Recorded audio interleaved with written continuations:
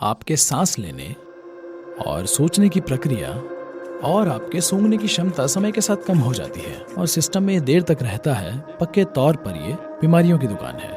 कई तरीकों से आप बीमार हो सकते हैं।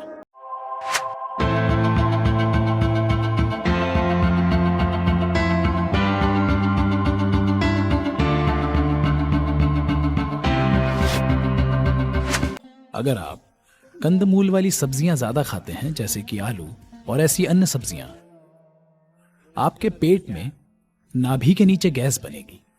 एक बार गैस बनने लगी तो नाभि और गले के बीच प्राण उस तरह से काम नहीं करेगा जैसे करना चाहिए और आपके सिस्टम की सक्रियता का स्तर कम होता जाएगा।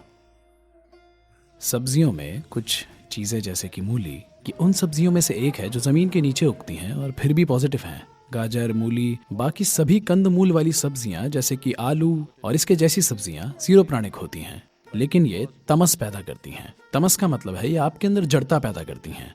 हम आमतौर पर विद्यार्थियों और साधकों को आलू और इसके परिवार की सब्जियां खाने की सलाह नहीं देते हैं, क्योंकि ये नींद को बढ़ा देती हैं। विद्यार्थी जो पढ़ाई करते हैं और साधक दोनों के लिए सबसे बड़ी दुश्मन है नींद।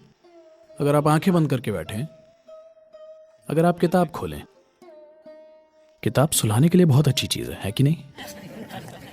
और उसके ऊपर अगर आपने आलू खाया हो तो आप तुरंत सो जाएंगे। दूध से बनी चीजों में कुछ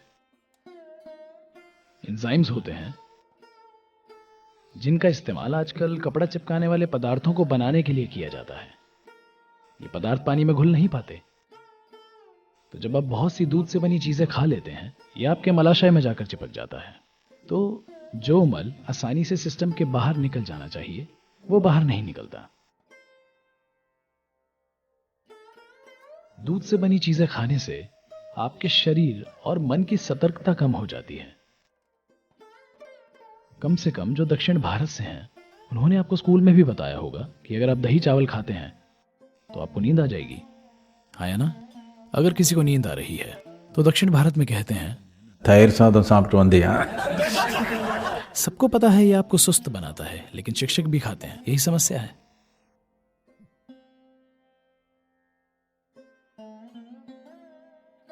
यह चिकित्सीय रूप से साबित हुआ तथ्य है कि अगर आप कच्चा मांस खाते हैं तो इसे आपके सिस्टम से होकर निकलने में लगभग 70 से 72 घंटे लगते हैं।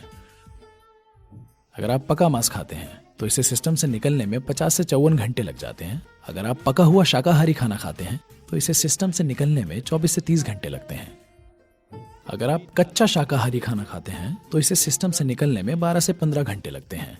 अगर आप एक फल खाते हैं तो इसे सिस्टम से निकलने में 1.5 से 3 घंटे लगते हैं। इतना समय क्यों लगता है? क्योंकि इंसान की आहार नली 24 से 36 फीट लंबी होती है। ये पूरी नली जो आपके होंठों से गूदा तक जाती है। सभी शाकाहारी जानवरों में ऐसा होता है कि उनकी आहार नली उनके शरीर की लंबाई से लगभग 5 से 6 गुना ज्यादा लंबी होती है।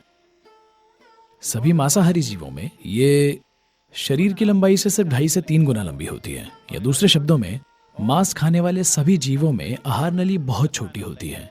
सभी शाकाहारियों की आहार नली बहुत लंबी होती है। तो क्योंकि शाकाहारी खाना सिस्टम में होकर जल्दी से निकल जाता है, इसलिए नली की लंबाई इस तरह से बनी होती है। तो जब भी आप मांस खाते हैं और सिस्टम में ये देर तक रहता है, पक्के तौर पर ये बीमारियों की दुकान है। कई तरीकों से आप बीमार हो सकते हैं। मांस खाना, आप जानते हैं, दुनिया में हमारी संस्कृति का भाग बन गया, क्योंकि बीते समय के कई समाजों में जिंदा रहना प्राथमिक चीज थी। जब जिंदा रहने का सवाल हो तो जो खाने के लिए है वो खाइए, ये अलग बात है। एक बार जिंदा रहने का बंदोबस्त कर लिया जाए तब आप चुन सकते हैं। अब आप चुन सकते हैं कि आपको किस तरह का शरीर चाहिए, आप किस तरह का काम करना चाहते हैं, आप उस तरह से खाते हैं। ये मांस खाने की पाबंदी के बारे में नहीं है, ये ज्यादा जागरूकता के साथ खाने के बारे में है। ये चुनाव करके खाने की बात है।